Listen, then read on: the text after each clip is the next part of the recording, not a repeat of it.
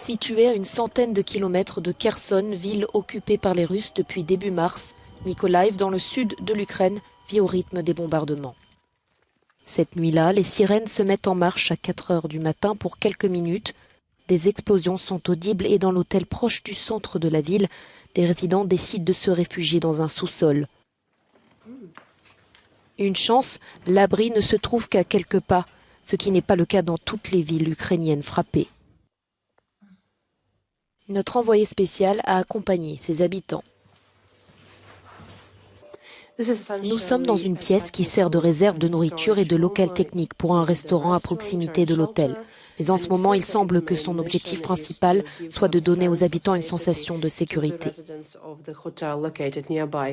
De retour à la résidence, des comptes locaux sur les réseaux sociaux indiquent qu'un bâtiment a été touché par un missile.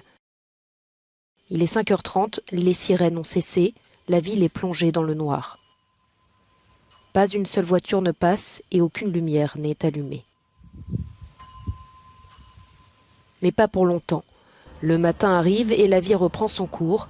Des travaux sont déjà en train d'être effectués sur le bâtiment frappé dans la nuit. Et le corps d'une jeune femme retrouvée dans les décombres a été évacué.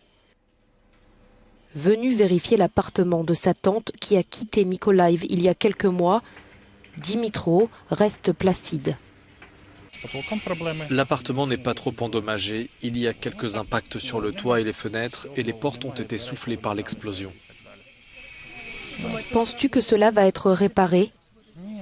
Oh non, c'est fini. C'est impossible de vivre ici maintenant. Il y a un étudiant en langues étrangères était chez lui quand 2 roquettes ont atterri dans son quartier 2 nuits auparavant. L'une dans la cour intérieure et l'autre sur l'immeuble à côté du sien. Certains habitants ont été gravement blessés. Oui, je me tenais dans la cuisine au moment du tir. L'explosion m'a projeté contre le mur et la deuxième a soufflé les cadres de nos fenêtres. Si vous regardez là-bas, 4 ou 6 appartements ont été détruits. Les habitants ont été évacués, nous avons des problèmes avec l'eau, l'électricité et Internet aussi. Les autorités ukrainiennes disent que des drones suicides ou kamikazes et des missiles S-300 ont été utilisés dans ces attaques récentes. Début septembre, le gouverneur régional estimait qu'entre 200 000 et 230 000 personnes vivent actuellement à Mykolaiv. C'est environ 2 fois moins qu'avant la guerre. Sa région borde les nouveaux territoires annexés par Moscou.